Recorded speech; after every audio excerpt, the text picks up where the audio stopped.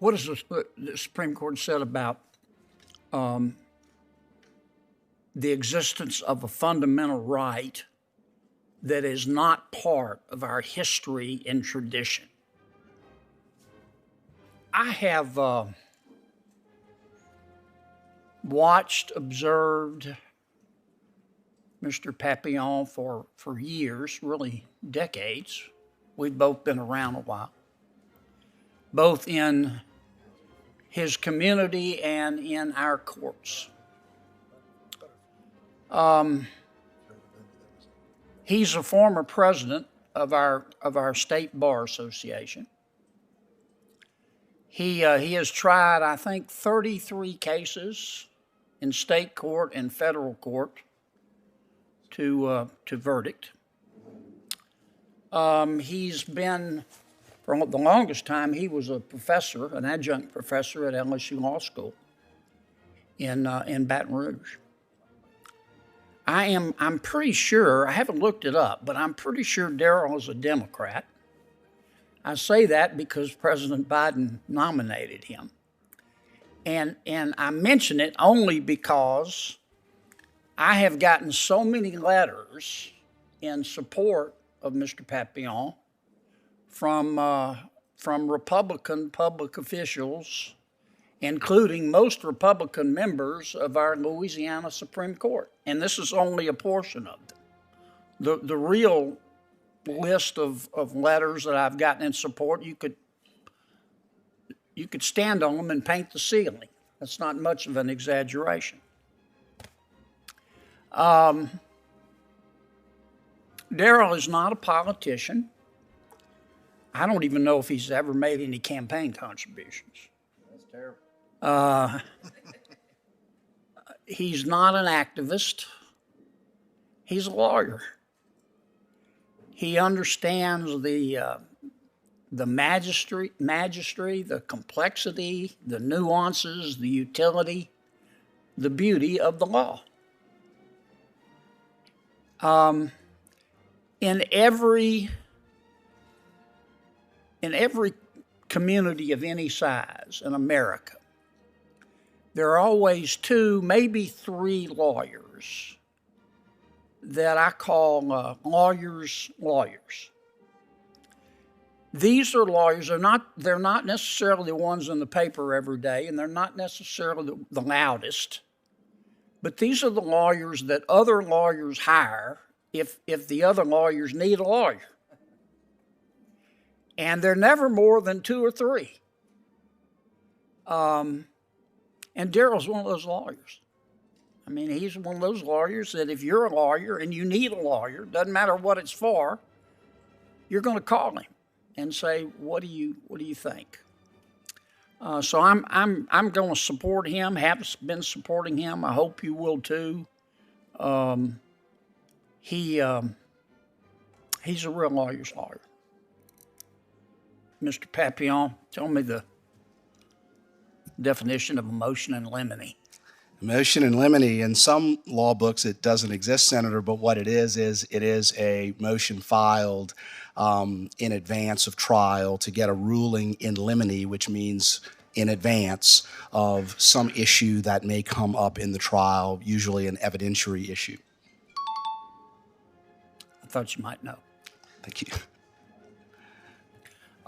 Judge Herson, explain to me the various definitions that the U.S. Supreme Court has used to define a fundamental right. In Glucksberg, and even recently in Dobbs, the Supreme Court has really focused on two major issues. One, whether the right in question is deeply rooted in our history and tradition. And the court is also focused on whether it is implicit in the concept of ordered liberty. And I also believe that in Glucksberg they describe the need for the right to be clearly defined. How does that relate to the discussion in Griswold of a penumbra? Well, obviously, Griswold, as you state points out this concept of the penumbra, rights that are not explicitly enumerated, but that the court has otherwise found. As a sitting magistrate judge, and if I was fortunate to become a district judge, I would, of course, follow the guidance of the Supreme Court, who has identified just a few, relatively small number of those rights. Obviously, the right to privacy, perhaps being the most well-known. Well, can you have, what has the Supreme Court said about the existence of a fundamental right that is not part of our history and tradition? For example, when the court delved into the Second Amendment, it was really, the opinions were almost written as if they were historians as opposed to judges, but part of our history and tradition was a fundamental part of their discussion. Does the right have to be part of our history and tradition to be fundamental? Well, I can say this, that in Heller, McDonald, and Bruin, that was the focus. That's what the court looked at. Now, there are other cases throughout history that have recognized a few other rights, the right to marry, for example.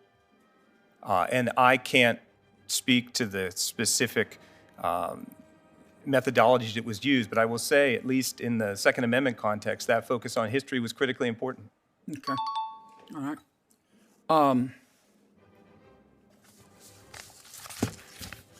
Let me move to Mr. Daniel.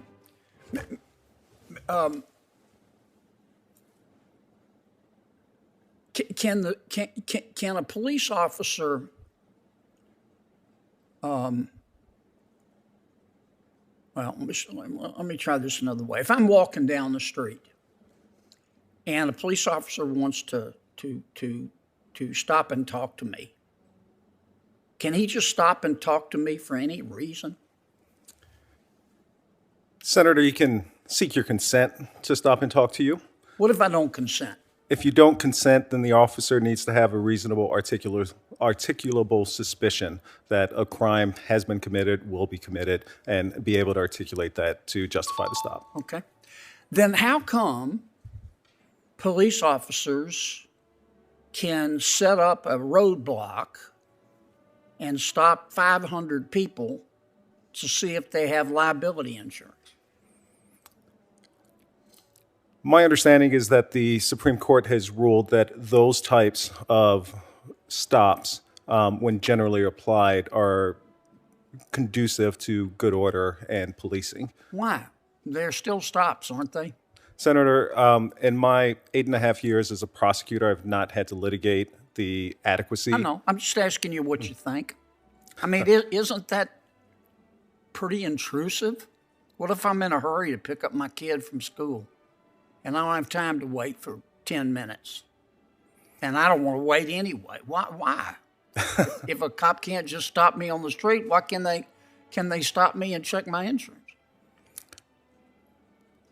Senator, as far as my personal belief, I haven't encountered that. I'm just asking you legally, why can they do that?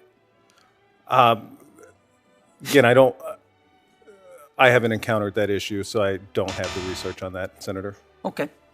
Thank you. Thank you, gentlemen.